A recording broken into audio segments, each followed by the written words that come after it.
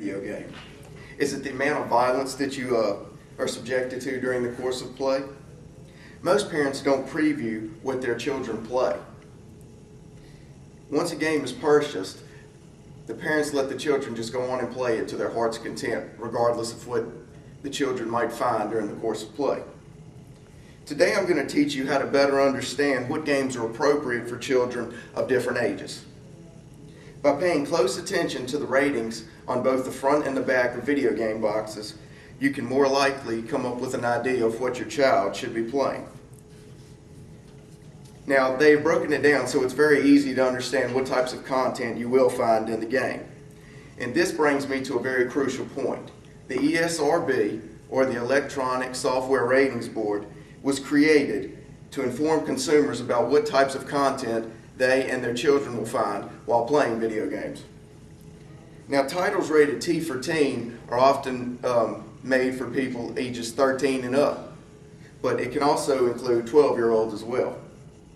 Now, on the other hand, you have games rated M for mature, and these are only appropriate for people ages 17 and up.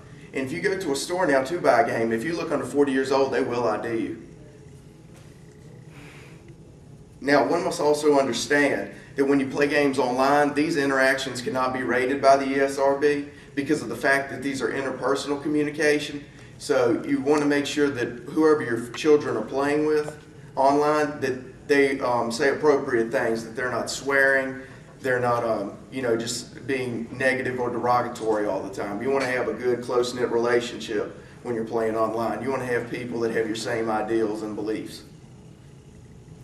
Now that you have been informed about the content descriptors on the front and back of the box, let's move to my next point, which is the content itself.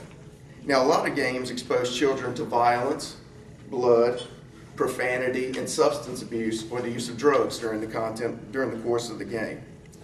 A man named Kevin Hanniger did a study on video games, and he found that 98% of games do require the player to kill or in some way hurt the other characters in the game in order to complete the game. Now, his associate, Kimberly Thompson, said that 95% of these games contain very bloody images, and a large portion of the content that was found in teen-rated games wasn't even described on the back of the box. So once you started playing the game, you would find things that were in no way described either on the front or the back of the packaging. Now, this leads to my next point, which is parental supervision.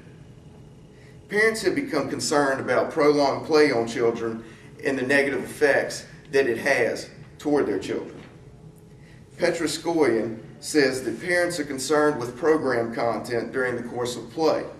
And her associate, Donna Berthelsen, states that concerned parents are more likely to discuss what their children will be playing rather than just letting them start playing it. They want to discuss with them the topics that will be found in the game.